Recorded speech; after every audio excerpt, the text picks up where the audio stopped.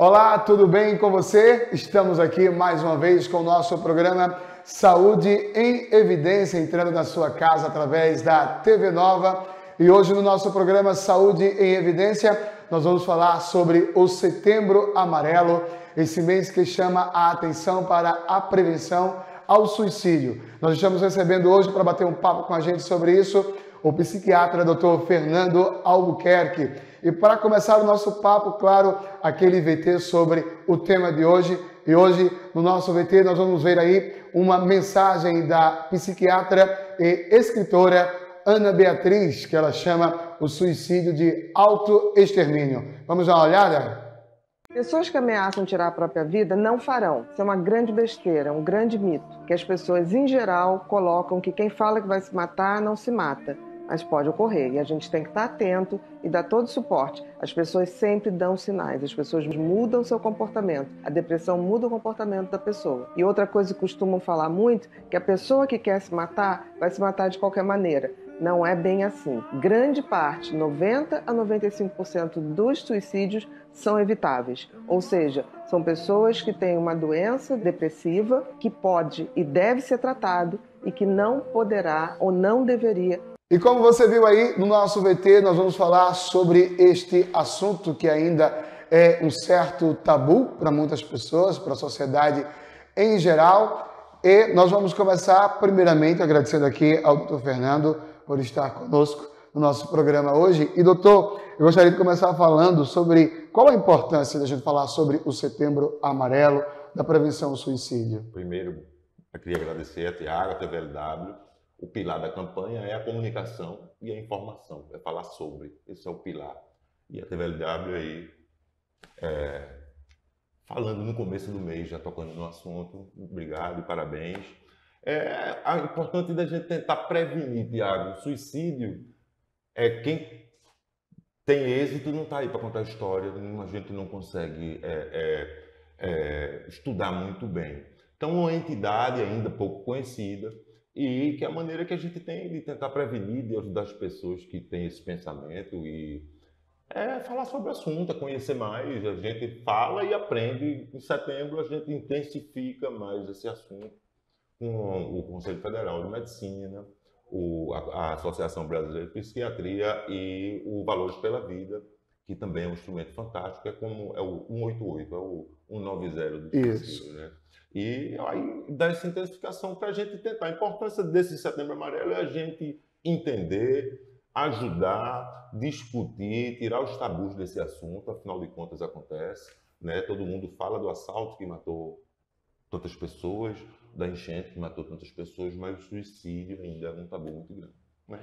Verdade. No próximo dia 10 de setembro, agora vai ser comemorado aí, então, o Dia Mundial de Prevenção ao Suicídio. E esse ano a campanha tem um tema muito interessante, que é o tema, era a frase que estaria no laço amarelo, na fita amarela, que deu início a toda essa campanha, que foi um caso nos Estados Unidos, como a gente estava conversando aqui. Chama Mike M, em 94.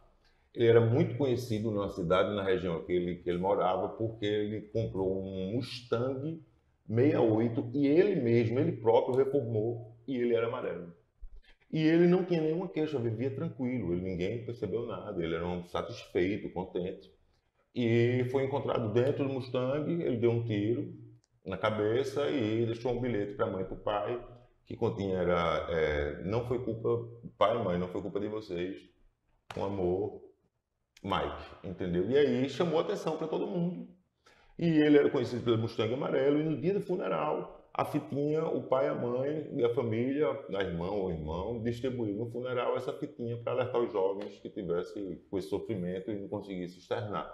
Que era a frase da campanha hoje, se precisar de ajuda, que você falou que eu confundi agora. Se precisar de ajuda, peça. Peça, exatamente. Que a campanha é a fritinha da frase.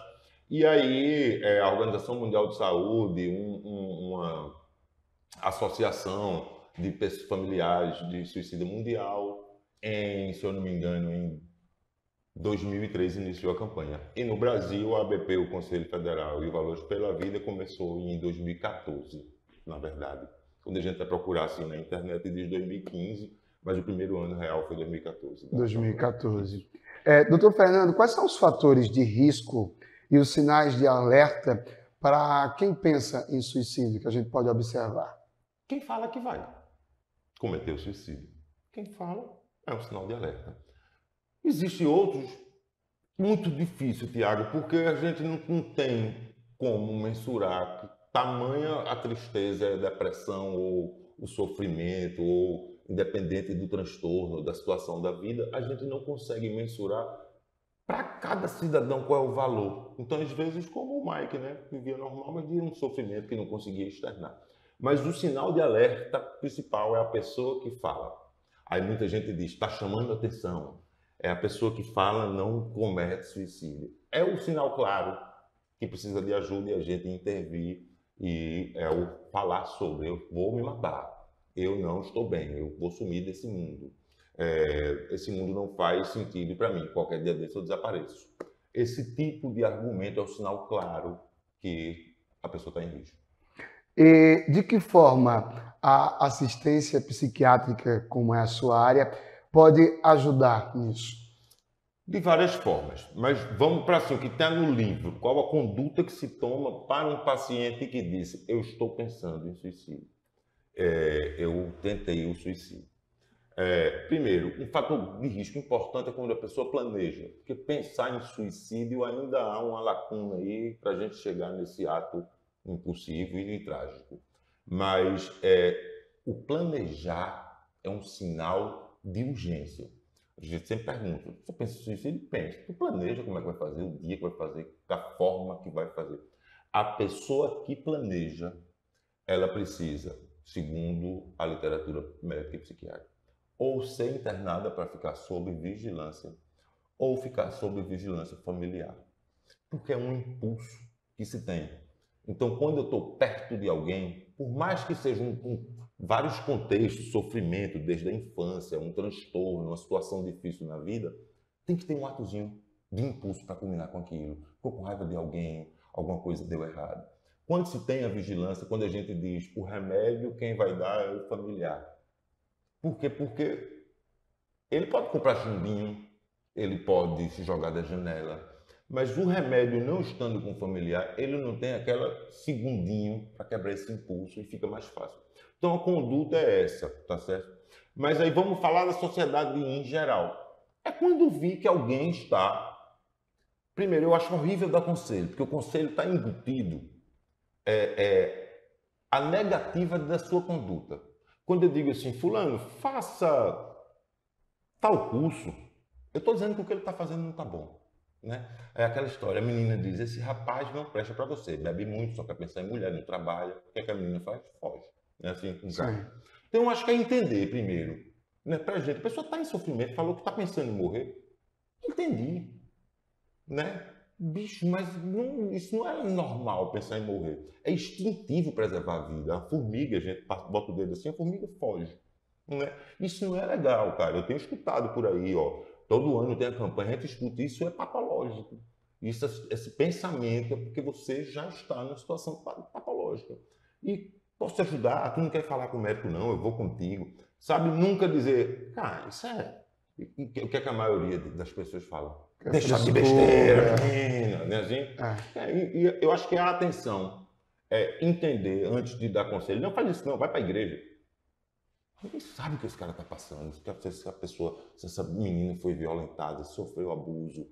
Ou eu tinha um paciente, Tiago, que eu não deixei de acompanhá-lo, mas no tempo que eu acompanhei, ele tinha ideias suicidas, eu tinha um mau medo, a gente dá o telefone do médico. O paciente está pensando nisso, gente, dá o telefone, qualquer coisa, liga para mim, né? Liga para um 188, tu tá com quem em casa, vergonhada, manda a pessoa ligar pra gente. A gente tem que ter esse acordo, a gente faz um acordo no consultório, sabe? O começo do tratamento não vai ser bom, faz um acordo aqui, que a gente vai junto, e que se der uma liga para mim, tá entendendo? Então tem todo esse tipo de conduta. Mas eu acho que o principal é a gente entender, esse paciente meu, ele tentava suicídio porque era calvo. Para ele era o pior. Não se sentia bem não tinha autoestima com a sua estética. Calvo, sabe? Coisa que para outras pessoas a estética não tem tanto valor. né, para umas pessoas, para alguém que o pai abandonou, né, de repente fica pensando nisso com a ideia de menos-valia, eu não sou boa, meu pai não me quis, né, e isso vai martelando em todas as situações da vida. Quando eu não estou bem, eu entendo pior, eu vou reagir pior, eu não me comunico tão bem, né? Eu costumo dar um exemplo assim, imagina eu viesse aqui para a gente falar Setembro Amarelo, se eu soubesse que a Receita Federal achou um erro no meu imposto de renda, eu estava devendo uma fortuna. Como é que eu ia dar essa entrevista? Mas vamos lá, eu cheguei em casa e minha mulher tinha comprado um carrão para mim, dizendo que sou o melhor marido, juntei dinheiro a vida toda para dar esse presente. Como é que eu ia dar a entrevista? Sabe? Então, assim, a pessoa que está no estado emocional muito ruim por qualquer questão, qualquer outra situação negativa, para ela tem um peso diferente. Isso vai acumulando, vai acumulando, vai acumulando. Quer dizer, apesar de não ter uma causa, e outra, tem muito suicídio que não tem transtorno, nenhum sofrimento. É uma situação em si, uma traição. Algo que dá um gatilho, como a gente costuma falar. Uma situação, um sofrimento que a pessoa não tem. Mas ainda é isso que a gente precisa, assim, debater. Conversar, porque ainda é uma entidade, diz uma entidade que ainda precisa de muito entendimento. Né? O senhor falou aí a questão dessa parceria de família acompanhando o paciente, essa confiança do paciente com o médico, mas de forma geral, como nós, né, como sociedade, ou eu tendo um amigo ou alguém na minha família, como nós podemos ajudar pessoas próximas que podem apresentar esse comportamento? O senhor falou da questão do conselho, que muitas vezes o conselho talvez não ajude, mas de que forma a gente pode? Se colocando à disposição e principalmente fazendo com que ela entenda que eu não sou treinado para isso. Eu sou seu amigo, eu sou seu irmão, eu estou contigo, eu entendo. Quer dizer, eu respeito, eu não consigo entender porque a pessoa, mas eu respeito porque tu está nessa situação, o que é que a gente vai fazer, irmão? O que a gente pode fazer? Vamos no posto de saúde, fala com o doutor lá, enfermeiro. Vamos na psicóloga ali no Santa Ramos. Né? Vamos na UPA Dia. Ou, cara, tu já foi no psicólogo, no psiquiatra. Né? O que é que a gente pode te ajudar? Se coloca à disposição. De forma geral. Empatia. Respeitar que a pessoa, ninguém está falando para ninguém. Que mesmo a pessoa que quando diz assim, não, isso é uma pessoa que tem uma personalidade histriônica, gosta de... mesmo a pessoa que está falando sem intenção, está entendendo? Se está falando é porque não está bem. Já começa daí. Né? E aí fica... quando eu te falo, eu fiz uma entrevista sem ser médico, mas o cara me perguntou sobre psicopata. Ele perguntou, você já pegou algum casinho no consultório? Eu disse, não, porque o psicopata ele é o rei da empatia, ele seduz. A gente sabe que o cara é psicopata quando a polícia prende e ele vai estudar. Né? Assim, a grande maioria dos suicídios. Né? A gente sabe que a pessoa era em potencial suicídio. Quando depois que acontece, porque ele nunca falou para ninguém, né? Ele disfarçou muito bem, mas ele tinha um sofrimento. E se a gente soubesse ele externar, se coloca à disposição. Né? E procura, aí tem várias abordagens. Tem abordagem psicológica, porque o psicólogo e o psiquiatra andam juntos, Tiago, mas são duas faculdades, profissões e abordagens diferentes. Então procura um psicólogo, procura um psiquiatra, procura um médico, um enfermeiro, né? Um serviço de saúde, que você vai ser direcionado. Né? E se você assim, não está com vergonha, acha que isso que está causando sofrimento, você não vai conseguir, chama um amigo, chama sua mãe, chama seu irmão e vai lá. Né? Todo mundo tem problema. Difícil é resolver sozinho. Isso é verdade. Pois bem, hoje nós estamos recebendo aqui o psiquiatra Dr. Fernando Albuquerque para a gente falar sobre a importância da prevenção do suicídio. A gente vai para um rápido intervalo e a gente volta daqui a pouquinho com o nosso segundo bloco. Uno Telemedicina. Cuidado médico 24 horas por dia, 7 dias por semana. Escolha mais de 25 especialidades e cuide da sua saúde sem sair de casa. Planos a partir de R$ 39,90 ao mês. Economize com até 70% de desconto em medicamentos e até 30% de desconto em exames. Você ainda tem seguro de vida, auxílio funeral, assistência residencial e recebe suas receitas pelo WhatsApp. Uno Telemedicina. Sua saúde em suas mãos. a maior empresa de telemedicina do Brasil. O Memorial Imagem está dentro do Hospital Memorial Arco Verde, o que lhe proporciona a segurança de um ambiente hospitalar, além de contar com vários serviços num só lugar: tomografia computadorizada, mamografia, ultrassonografia e raio-x. Os equipamentos possuem uma alta resolução e agora também com um novo tomógrafo de última geração e potência elevada. Tudo isso funciona 24 horas por dia, alinhado a uma equipe especializada, que oferece agilidade e confiança na execução dos resultados.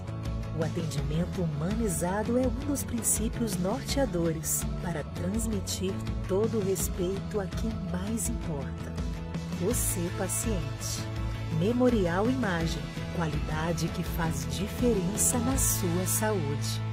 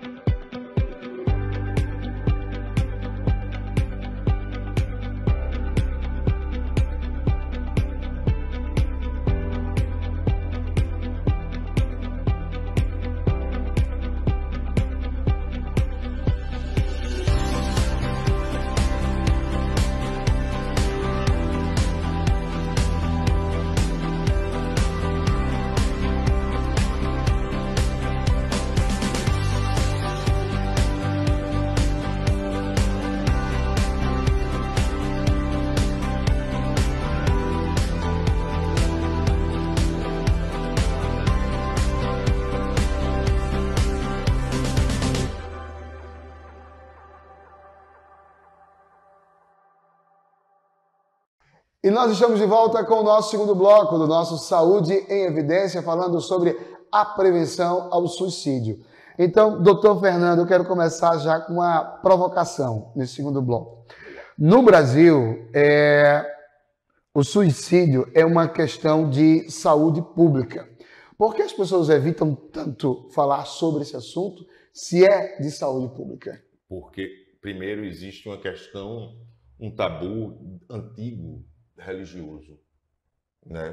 Por exemplo, o espírita acha que na crença dele o suicida vai para o vale do suicida e precisa aprender uma coisa lá para poder reencarnar, né? É o pecado mortal da Igreja Católica, né? É a vergonha da família, porque muita gente entende como uma fraqueza. Se você ampliar esse entendimento, pode ser um momento de uma força, não entende? São esses tabus. Por exemplo, a imprensa passou um tempo, né, que não podia noticiar o nome de pessoas que se suicidavam, achava-se antiético, eu também acho, mas assim como falar o nome da pessoa que morreu no acidente de ônibus, né?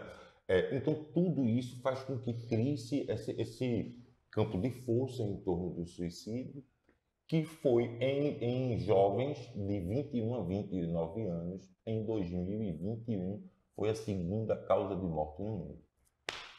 Muito alto. São, em média, essa estatística que eu vou te dar, são 800 mil pessoas, isso é a estatística de 2019, que cometem suicídio notificado, né?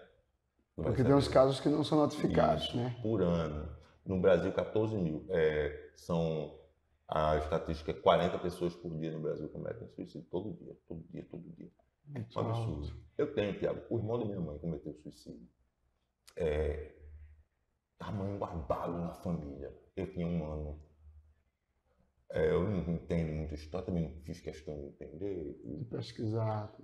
Mas parece que ele tinha um casamento conturbado, parece que foi por isso. Cara, minha avó nunca se recuperou disso. Meu avô também.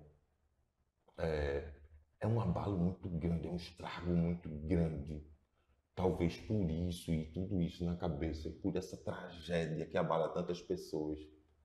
O melhor amigo fica com sentimento de culpa, que não entendeu, que não ajudou, né? A família, essa devastação que o suicídio causa, talvez também influencie muito aí na questão de ser tabu, de não falar, sabe? De ter vergonha, sabe? Eu acho, cara, dizer quanto eu acho que até a pessoa que está pensando nisso entender que quanto é destrutivo para outras pessoas que não estão nesse teu sofrimento, sabe? Que tu não está pensando nessa hora do impulso.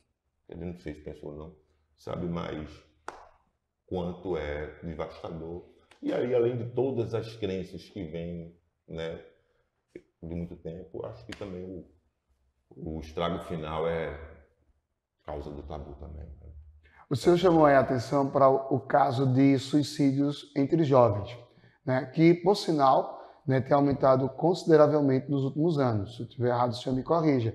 No Brasil, o suicídio é considerado a quarta causa mais comum de morte entre os jovens. Isso. Como os pais podem ajudar os seus filhos, adolescentes e jovens, nessa situação? Percebendo, conversando, percebendo o sofrimento.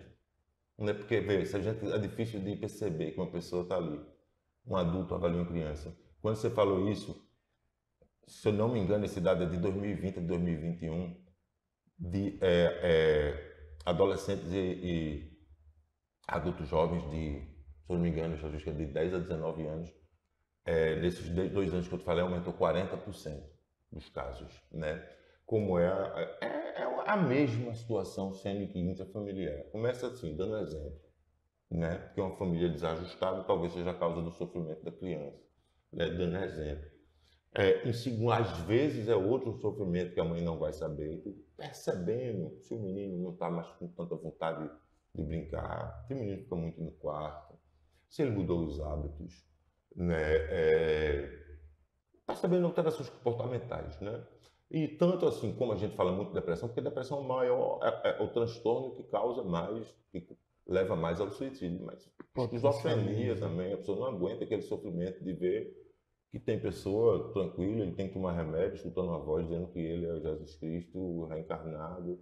Sabe como é aquele negócio? Então, esse sofrimento também, o transtorno bipolar, porque a pessoa alterna, fica 3 meses falando, gastando os tubos, falando pornografia, isso nos casos graves, né? Mas falando muito sexual, fala alto, não dorme, não tem necessidade, depois ela vira para passar 6 meses deprimidíssima, se culpando, se lembrando daquilo que fez algumas vezes, né? E aí daqui a pouco, no outro ano, pá, vira de novo. A pessoa não aguenta esse sofrimento todo, vai embora daqui, né?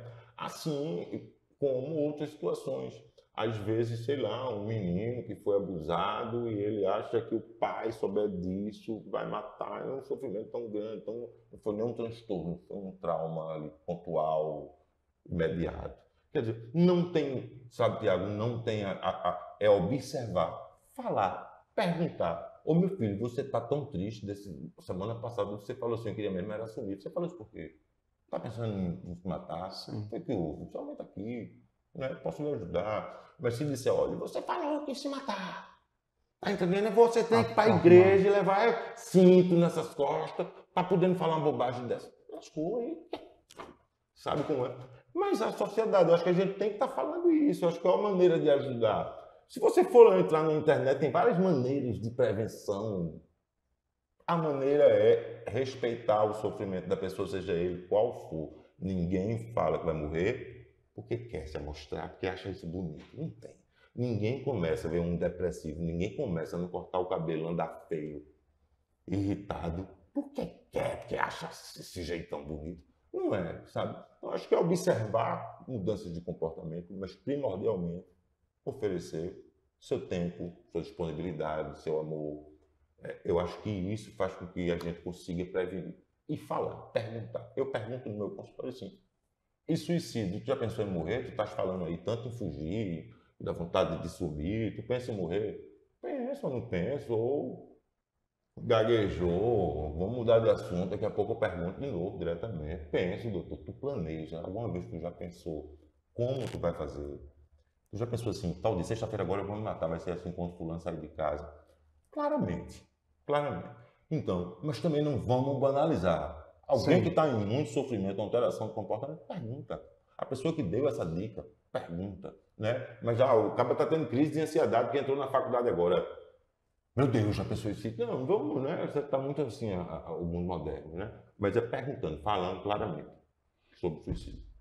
Doutor Fernando, o senhor falou aí, deu algum destaque para alguns distúrbios, né, que podem levar a potencialização da pessoa que querer o suicídio, né? O autoextermínio, como a gente fala. Todo depressivo, toda pessoa que passa por uma depressão, ou esteja numa crise profunda de ansiedade, ele é um potencial suicida? Sim, é um potencial suicida. É um fator de risco. Transtorno mental, principalmente depressão. É um fator de risco, mas não determina. A minha pergunta, um caso grave sim, mas é um fator de risco. Mas é um contexto, sabe, Tiago? Para às vezes você não... Eu pergunto claramente, mas eu ganho empatia do doente antes, eu falo, mas são transtornos mentais, uso de droga, algumas situações que são comuns em homens, que é homem quando se aposenta, homem quando fale, entendeu? Ou quando é demitido. Acontece muito antes da pessoa desenvolver de repente. Mulher geralmente é mais relacionado os contextos quando é familiar, é quando se separa, quando fica viúva, né? Que às vezes acontece, traição. Mas os transtornos, de forma geral, qualquer transtorno. Eu digo qualquer, porque o que determina não é o transtorno, é o sofrimento que ele causa. É o sofrimento. Isso. Muito interessante. Me diga uma coisa, doutor. O senhor falou aí sobre a questão de álcool e droga. Uma pessoa que abusa do álcool e da droga, em algum determinado momento, isso pode ser também um gatilho? Outro fator de risco. E é como se fosse falando um advogado, como é que o advogado fala? É um agravante. Um agravante. Eu vou ficar sob um efeito psicotrópico, não vou pensar como às vezes eu vou aflorar mais a emoção, e aí é um catalisador, né? O álcool e a droga. E o álcool e a droga é um potencializador no sentido do vício. Sim. Do vício de eu ficar viciado e ali a vida que eu vou ter, a cabeça que eu vou ter em relação a isso. Mas ao uso agudo, agora eu beber hoje é um catalisador, aumenta muito as possibilidades, né? Álcool não combina com amargura, nem com tristeza, né? Álcool é para comemorar, estou no show com os amigos, eu passei no vestibular, eu consegui atingir aquele objetivo, eu estou viajando, agora estou mal. Vai pegar o celular, Tiago, vai escrever uma bobagem, né? Vai brigar com o outro, vai dizer uma verdade. Álcool não combina com amargura. Com angústia. Com angústia. Outro dado que eu vi hoje fazendo a pesquisa, para a gente conversar, foi um aumento do número de suicídios entre pessoas da terceira idade. Também. Entre idosos, né, que já estão aí no final da vida, né?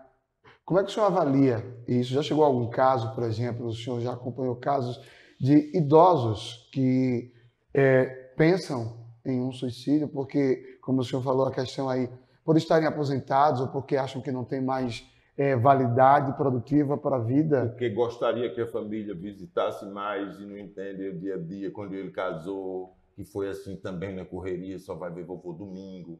Aí pede, mamãe, não posso ir agora. Aí se acha preterido da família, minha família abandonou. É a própria limitação física do idoso de não conseguir enxergar direito, não está escutando bem, locomoção, sabe? A pandemia, muita gente ficou viúvo ou viúva, e isso também, quer queira ou quer não, perde o sentido da vida. Viver a vida toda com a pessoa. O que eu vou fazer agora? Não ando direito, não escuto, não trabalho. Meus filhos tudo vivendo a vida, ninguém vai me ver. Eu abandonado aqui. Quer dizer, a terceira idade tem isso. A pandemia, eu acho que afetou muito a terceira idade. Houve muito isso. Percebeu-se também durante a pandemia também um aumento também, justamente essa questão do suicídio na pandemia devido à questão da solidão, do isolamento, da privação que as pessoas tiveram. Houve muito. Pessoas que já tinha um transtorno e pessoas que, por exemplo, colocou um restaurante e gastou dinheiro da vida e quebrou. E o prejuízo? E nem conseguiu abrir. Cara. Teve gente assim, cara. Eu trabalho no UTI, aqui em Arco Verde. Para mim, eu sou um cara desenroladíssimo, cara, sabe? As pessoas me perguntam assim, Fernando, você só escuta história ruim todo dia, todo tempo. Você não leva para casa, não? Eu digo, cara, eu também tenho uma história minha, que ela é dos outros, que eu vou tentar ajudá-lo, né? Eu tenho muito disso, óbvio, você sensibiliza. Mas eu sou muito desenrolado. Na pandemia eu fiquei, cara, foi difícil o trabalho em UTI, dei plantão lá do primeiro dia da UTI até o último. Foi difícil de a gente cair no sono. E eu todo dia chorando no Jornal Nacional. Para mim, que estava lá me sentindo heróizão. Imagina, teve gente aqui que perdeu o pai, 2 irmãos, o irmão, meu irmão, uma tragédia. Morreu o vizinho da minha casa, morreu todo mundo. A gente diz que morreu 100 e quantas pessoas? Mais de próximo, 150, por aí, quase, né? por aí. Isso. Mas a Sexta Geres é responsável por 13 municípios, são aproximadamente 500 mil pessoas. Onde é que vinha? Onde é que dava estadual? Entendeu? Profissional de saúde, cara, teve caso na pandemia, profissional de saúde que não aguentaram. Que não aguentou a pressão. Entendeu? Então, difícil, foi difícil, está difícil. O mundo moderno está difícil, sabe? A falta de tempo. As pessoas acompanharem esse ritmo que o mundo tem acelerado com a modernidade, com a tecnologia. Mas a gente está na transição, o povo ainda meio sem entender a facilidade de se divulgar uma notícia e ao mesmo tempo o seu perfil, o seu trabalho, a sua relação com o seu familiar, o seu amigo, o grupo do colégio do primário, porque eu tenho 47 anos, cara, a galera se fala, né, assim, mas parece que é um medo de um julgamento, porque são vários contextos de amigo, né? Eu tenho um amigo da igreja, eu tenho um amigo lá do prédio, eu tenho um amigo do trabalho, eu tenho um amigo, e você fica, sabe, qualquer comentário, você dá uma valorização, pô, aquele cara pensa diferente de mim, meu amigo da igreja ali, sabe como é? Então, essa cobrança, assim, esse medo do julgamento, esse robotização, a gente tá sem tempo, cara, a insônia já vem porque eu me preocupo tanto que na cama eu já me preocupo, meu dia amanhã vai ser difícil, sabe? Quer dizer, o mundo moderno tem contribuído muito com isso. E eu te disse aqui, e tu tá falando aqui comigo, a gente está falando de estatística de 2019, a gente está em 2023. 2023. Aí tu falou de tecnologia, a tecnologia, vê como a gente está tanto na transição, não consegue dar os métodos, a estatística de 2022. Vê como são as coisas. A gente não consegue acompanhar o ritmo. É difícil. Olha, droga, eu acho. A gente entende, a gente sabe em média quanto uma pessoa bebe para ter cirrose. A gente entende a lesão que ela causa no fígado. A gente entende o câncer que ela causa. A gente é muito estudado. Ninguém sabe de nada, fica falando cientista aí, mas não tem estudo, não tem nada apenas liberado. Está começando a vir estudo agora da Europa e dos Estados Unidos, onde é liberado. Como é que a gente entende qual mal faz para a saúde da pessoa se não tem nenhum dado, sabe, científico sobre isso? Então, assim, eu acho que o mundo moderno, a gente está num momento de transição de muita tecnologia. Eu estava brincando, quando foi essa semana eu falando, quando chegou o celular. Meu pai teve a sorte de sortear logo nas primeiras linhas da Tel, aí comprou um Motorola daquele. Isso tem, vê, 25 anos, 30 anos atrás, eu cheguei de férias da faculdade e meu pai disse, sai com o celular, meu filho, porque qualquer coisa você liga para casa. Aí eu saí, todo me mostrando, deu uma tremida, uma vibrada, que eu tomei um susto. Aí a menina, passei vergonha, a menina não paquerou mais comigo. A minha celular, não tinha nem celular, cara. O celular hoje é GPS, tem, sabe, é sua agenda, é sabe como é? Então, a gente vai ser rápido, mas eu acho que ainda tem muita treta. Essa tecnologia, essa virada. O Japão, Tiago, eu tenho certeza, o Japão tem muito idoso. Está faltando mão de obra. O que é que os caras investem? Robô. Acho que a humanidade vai chegar lá quando usar do robô, da inteligência artificial, para a gente trabalhar 4 horas por dia, em vez de 8. Para a gente ir para a natureza, para a gente poder dar tempo a quem está sofrendo, para a gente, mas nesse mundo, até para ajudar o mundo, está difícil. Muito bem. Nós estamos conversando com o Dr. Fernando Albuquerque, psiquiatra, falando sobre a prevenção ao suicídio.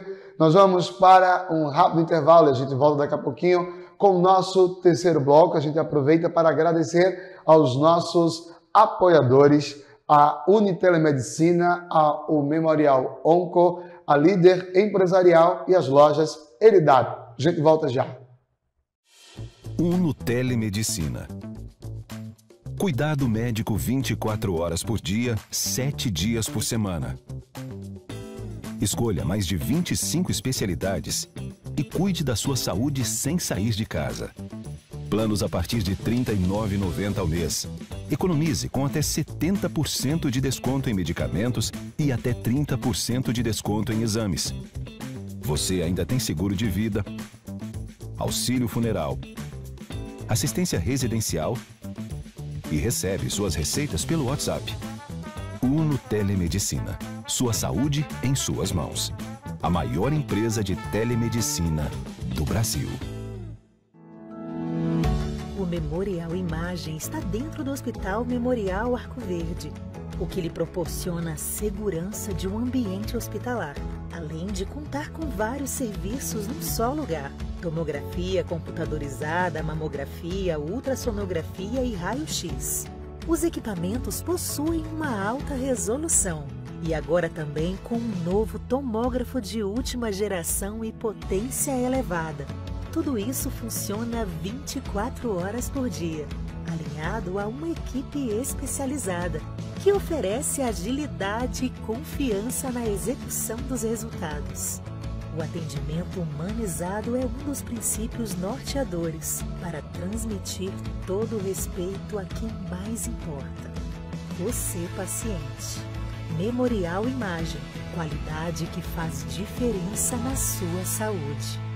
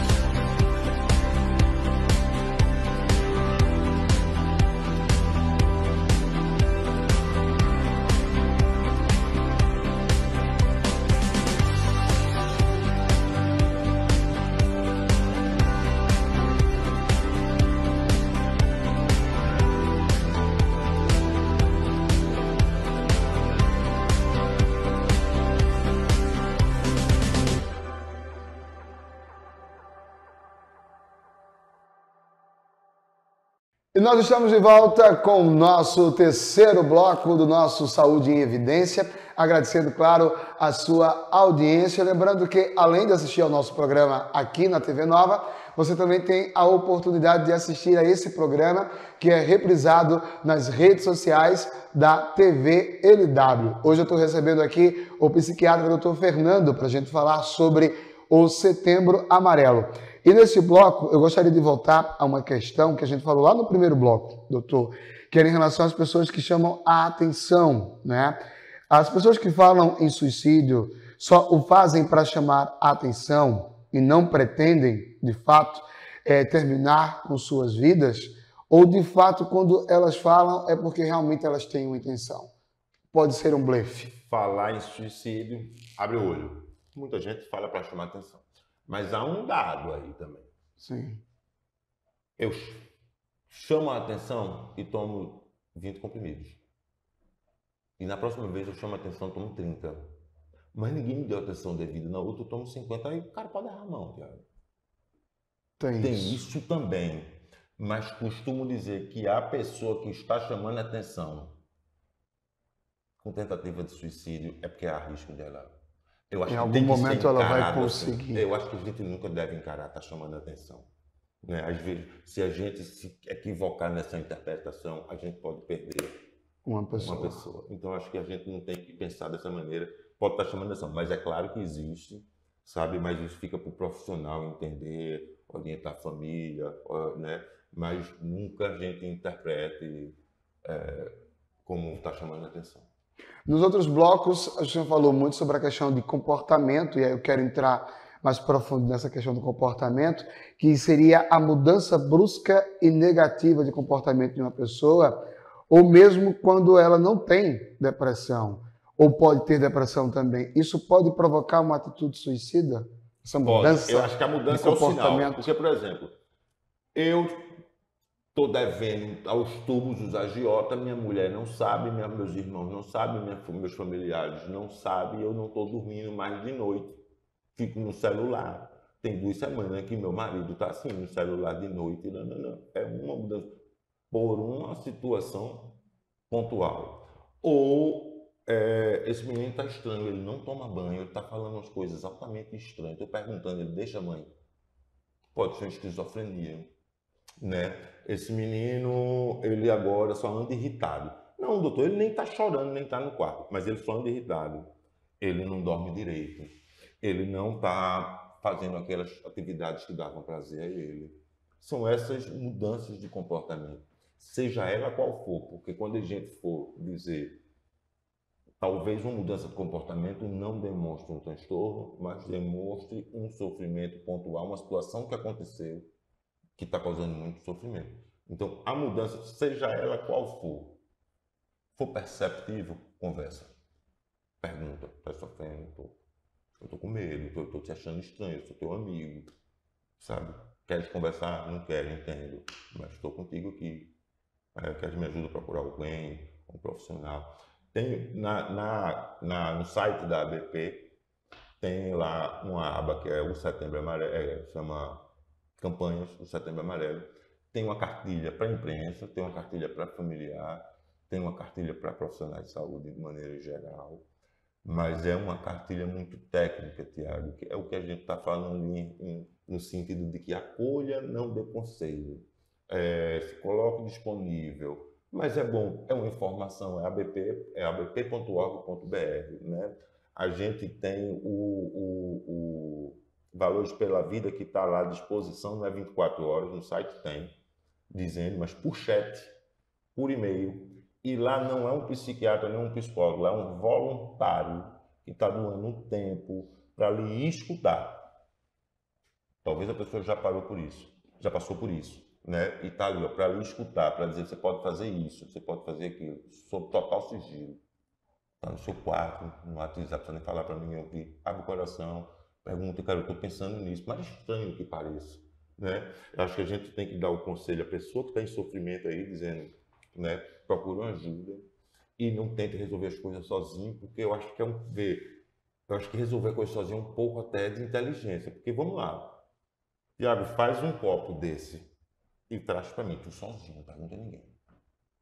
Bicho, vai ser uns 20 anos para tu fazer um copo desse, sozinho, sem saber que ninguém nunca viu para fazer. Agora, Tiago, o teu tarefa é fazer um copo desse. Tu vai ligar, ver logo a marca, ligar para a fábrica. Como é que faz esse copo, cara? O cara vai dizer, a gente compra o vidro na China, a gente nem faz, a gente comprou uma máquina que só bota no computador, o desenho aperta, sai o copo. E tu vai comprar uma máquina para o copo. Eu acho que sozinho, sabe, é perda de tempo, sabe?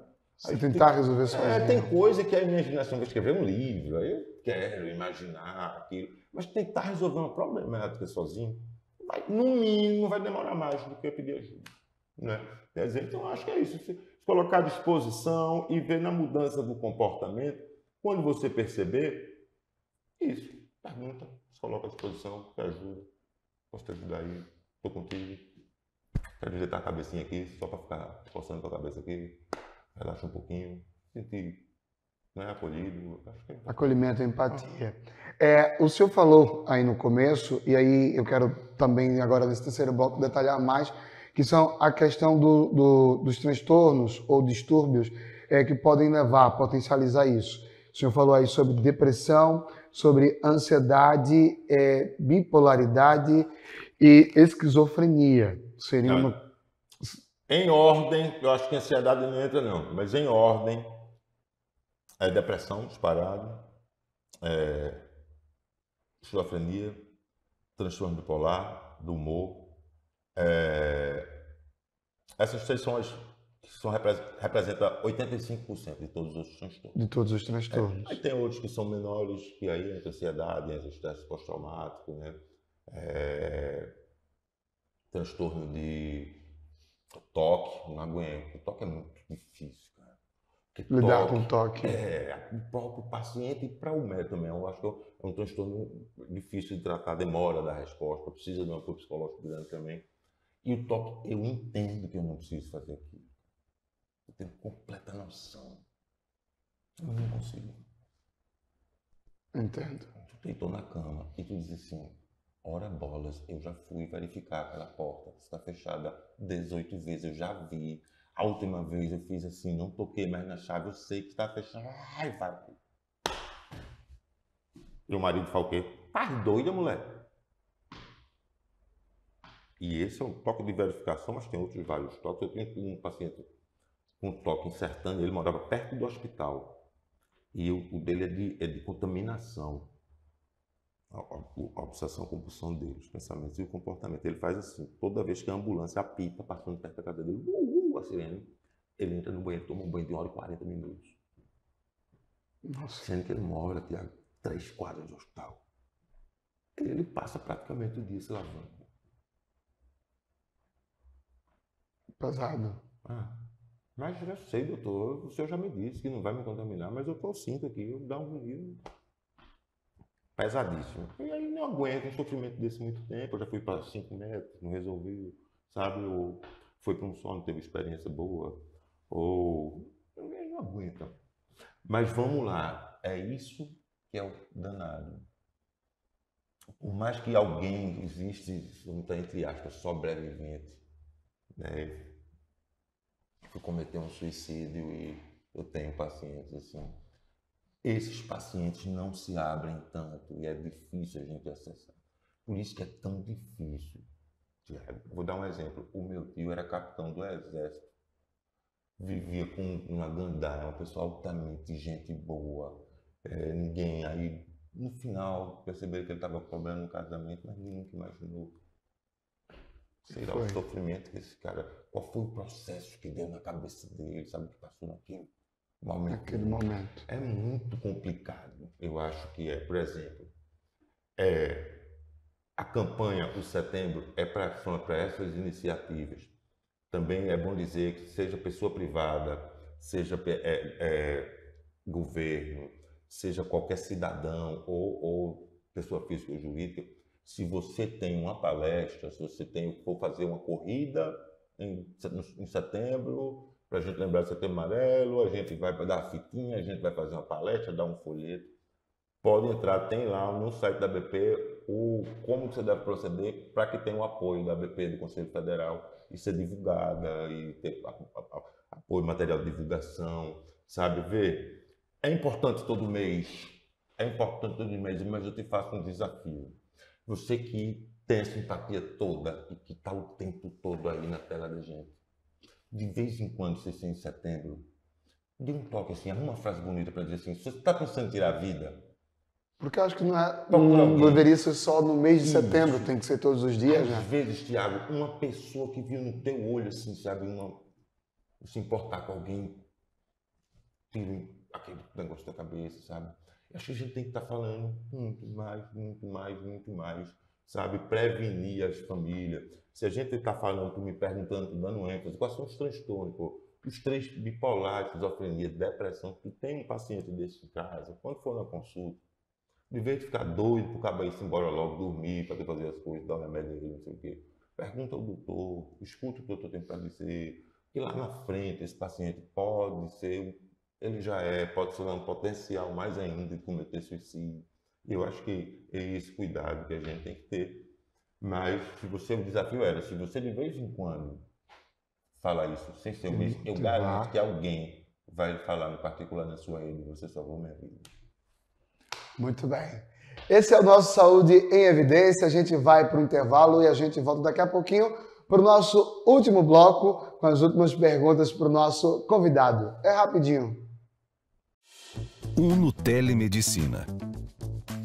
Cuidado médico 24 horas por dia, 7 dias por semana. Escolha mais de 25 especialidades e cuide da sua saúde sem sair de casa. Planos a partir de R$ 39,90 ao mês. Economize com até 70% de desconto em medicamentos e até 30% de desconto em exames. Você ainda tem seguro de vida, auxílio funeral, assistência residencial e recebe suas receitas pelo WhatsApp. Uno Telemedicina. Sua saúde em suas mãos. A maior empresa de telemedicina do Brasil. O Memorial Imagem está dentro do Hospital Memorial Arco Verde, o que lhe proporciona a segurança de um ambiente hospitalar, além de contar com vários serviços num só lugar: tomografia computadorizada, mamografia, ultrassonografia e raio-x. Os equipamentos possuem uma alta resolução e agora também com um novo tomógrafo de última geração e potência elevada. Tudo isso funciona 24 horas por dia, alinhado a uma equipe especializada, que oferece agilidade e confiança na execução dos resultados. O atendimento humanizado é um dos princípios norteadores para transmitir todo o respeito a quem mais importa: você, paciente. Memorial Imagem, qualidade que faz diferença na sua saúde.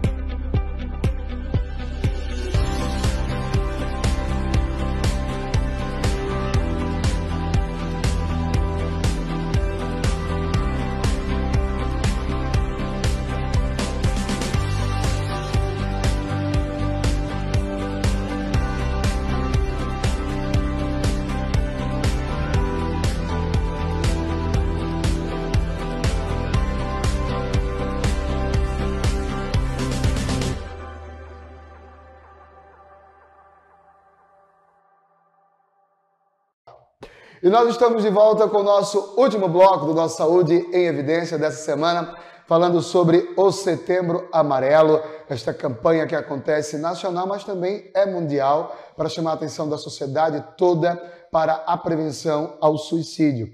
E aí, nesse último bloco, eu gostaria, doutor Fernando, de perguntar ao senhor, no hospital, qual o procedimento numa unidade de saúde quando é identificado que o paciente ou o usuário ele tentou suicídio? Difícil, complicado. Mas a indicação é de internar, ou você tem uma rede de apoio para tomar as medidas de prevenção, ou se interna o paciente. Mas o paciente não quer viver, não tem prazer em nada, altamente sem esperança, a autoestima lá embaixo, vai ficar no hospital, numa cama 20 dias. Difícil. Ele é atendido numa emergência clínica, certo? Hoje em dia, a gente que é psiquiatra, a gente não concorda tanto. A gente concorda com o fechamento dos manicômios e não com o fechamento, com a remodelação, né? Agora acabou o manicômio, não vai acabar o manicômio judiciário. É uma problemática. Minha mulher falou grosseiramente, não é quem é doente não é preso, não. Psicopata está preso, ele vai ser preso. Eu sou esquizofrênico, mas eu não sou preso, eu não tinha discernimento, mas eu vou ser afastado da sociedade até eu ter alta, até eu ter capacidade de voltar. Quer dizer, não é bem assim, mas acabaram os manicômios. E, por exemplo, para você ter uma ideia, a gente ainda está no final desse processo, montou os CAPs, que na minha opinião não funcionam tão bem, na opinião de outros profissionais também, os psiquiatras. E para você ter uma ideia, em Pernambuco, se o seu vizinho surtar, Thiago, às 10 horas da noite, ou ele vai levar uma injeção no hospital e sair da agitação, ou ele vai ser encaminhado para a emergência psiquiátrica do estado. Quantas tem? Acho que no momento nenhuma. Só tem uma. Polícia Pernambucana, Tamarineira. A famosa Tamarineira que a gente Exatamente. conhece. Entendeu? Que hoje não é mais aquela instituição, já teve 5.000 pacientes. Já teve época de ter 5.000 pessoas ali dentro depositadas. Mas teve gente que ganhou dinheiro com isso. Tinha diretor médico. Como é que fecha e ninguém é responsabilizado por isso? Porque a gente está pagando a ditadura que torturou e matou gente, está sendo reembolsada. E o paciente agora está morando numa casa terapêutica, como é residência terapêutica, ganhando um salário, saindo do negócio, e não vai ser indenizado, irmão. Sabe, a gente não concorda muito, mas vamos voltar à sua pergunta para eu não me perder. Como funciona? Nesse processo, determinou-se o SUS de entendimento do Ministério da Saúde que o internamento do paciente psiquiátrico, agora que está fechando os manicômios, se dá em hospital geral. Então, Arco Verde tem 8 leitos psiquiátricos, certo? Mas aí a gente precisa entender, o paciente entra pela enfermagem, certo? É pela emergência. A gente, um ambiente de emergência é um médico altamente estressado que já cuidou de Um pessoas ambiente crítico, né? crítico, de urgências mesmo, de estar cansado. E não, às vezes não é porque o profissional, a gente só quer culpar. Esse cara é médico, tá falando com outro assim, que tá tentando suicídio. São contextos, sabe? É difícil para um médico que está numa emergência ter essa sensibilidade toda, a pessoa gritando parada ali na sala vermelha, sabe? O outro gritando de dor ali. Quer dizer, uma intercorrência na enfermaria. Esse contexto é que não funciona. Mas no regional aqui, eu falei isso de forma geral, tem uma equipe boa, porque tem 2 psicólogos na porta. Os médicos, de maneira geral, aqui são atenciosos, eu acho que se tiver algum que não é, eu acho que é a exceção. Mas essa equipe, Janibete, que é a enfermeira, essa equipe, as meninas da psicologia, consegue ter essa sensibilidade aqui no regional de acolher o doente psiquiátrico para internar e fazer o convencimento, que a maioria das vezes o paciente não quer. E se o paciente não quiser, ele só fica com ordem judicial no internamento, que se chama compulsório e que isso não se faz em hospital geral, é hospital psiquiátrico. Só quem pode determinar é o médico e o juiz. Mas corriqueiramente é só com autorização judicial que funciona. Então ele é admitido aqui e internado aqui até melhorar da fase mais aguda, da fase mais de urgência. E é encaminhado para um serviço de saúde. Aí eu vai para o CAPS, se for paciente de CAPS, eu atendo aqui no Santa Ramos, da prefeitura, ou vai para o ambulatório e segue o tratamento. Mas às vezes não tem o psiquiatra de plantão, às vezes o clínico já fez 3 vezes a medicação, já se esperava ter um resultado, e aí ele vai ter que, ele não vai dizer, ó, eu não sou especialista nisso, eu preciso de um parecer de alguém, aí ele vai ter que mandar para a Recife. Então, em alguns casos, vai. Mas, de maneira geral, está funcionando assim, leito aqui de internamento. Eu estou em surto psicótico, jogando coisa, com risco de matar alguém, ou alguém me matar, vindo coisa. Esse paciente vai ser internado no regional, vai tomar medicação injetável. Ele, com uns 3 dias, vai sair do surto, da fase mais da agitação. Geralmente, 10, 15 dias, a pessoa consegue controlar do surto, ou consegue dar uma melhorada tão grande, eu encaminho o paciente para um serviço de saúde. Da mesma forma, o depressivo, está pensando em suicídio, vai tomar antidepressivo, demora um pouco fazer. A gente usa, algumas vezes, estabilizador do humor para não ter o impulso, mas vai ter o apoio psicológico, vai ter, Tiago, o afastamento, às vezes, do ambiente ou da situação estressora. Eu estou no hospital, então não estou naquele lugar que é o que me causa, sabe, da discussão com meu pai, sabe, então da minha família não me aceita a minha opção sexual, ou a minha família não aceita a profissão que eu quis ter, né? Às vezes o internamento também tira você daquela situação que lhe estressa, e aí é o que se faz. Na região toda é assim agora, eu acho que já em Caruaru, no Baixo Italino também já tem, eu não sei dizer com certeza. Eu era o médico evolucionista daqui, mas aí eu não estava sem tempo e aí eu tive que sair. E eu não sei quem está agora, mas tem um responsável e tem uns 8 leitos para entrar. Quando a gente fala sobre a família, é isso que eu quero entrar nesse ponto X agora. Desde o começo da nossa conversa, você sempre falou que é fundamental o olhar da família em relação a isso. E aí a minha pergunta é, e depois, quando infelizmente um ente querido nosso, ele acaba cometendo suicídio, como é que fica o acompanhamento dessa família para administrar essa dor? Tu sabia que Setembro Amarelo é a Ana Júlia do Los Hermanos para o psiquiatra? Ninguém nunca me fez essa pergunta do pote, cara. Muito obrigado por fazer. É imprescindível que se dê apoio psicológico, médico psiquiátrico a todas as famílias, inclusive os próximos, os amigos. E aquele velho ditado, o que é mais forte depois que passa o luto dos outros, ele arreia. Todo mundo vai sentir isso em algum momento. E quanto antes a gente ou medica ou faz psicoterapia, a gente evita um quadro emocional ou psiquiátrico mais grave, né? A gente trata por menos tempo às vezes. Então é importante, assim que acontece uma tragédia dessa, todos os familiares e os próximos procurarem o apoio psicológico e médico, psiquiátrico, porque é devastador. Para a gente finalizar, doutor, primeiro agradecer a sua participação aqui conosco hoje. E para a gente finalizar, é a pergunta X, chave dessa questão. Suicídio é preventivo? Pode-se prevenir o suicídio? Pode se prevenir, precisa se entender muito, tem que perguntar. Eu que agradeço a você pela oportunidade de estar falando disso, de a gente prestar esse serviço. Tem que se falar no assunto com seriedade, sem graça, minha crença, tua crença, não vem dizer, não, mas deixa disso, porque isso aí é besteira. É besteira para tu, para mim não é, sabe? Então eu acho o pilar desse setembro é a comunicação. Que bom que a gente está começando o mês aqui, divulgando para muita gente com a TVLW e trabalhando, né? Faz parte de... A gente quer ajudar e a gente precisa, em setembro, intensificar isso, né? Obrigado mesmo, viu? É isso aí. Não é só no setembro, tá, gente? Todo mês, todo dia é dia da gente falar, comunicar e prevenir o suicídio, tá certo? A gente volta semana que vem, se Deus quiser, com outro tema dentro ainda do Setembro Amarelo. Até a próxima, se Deus quiser.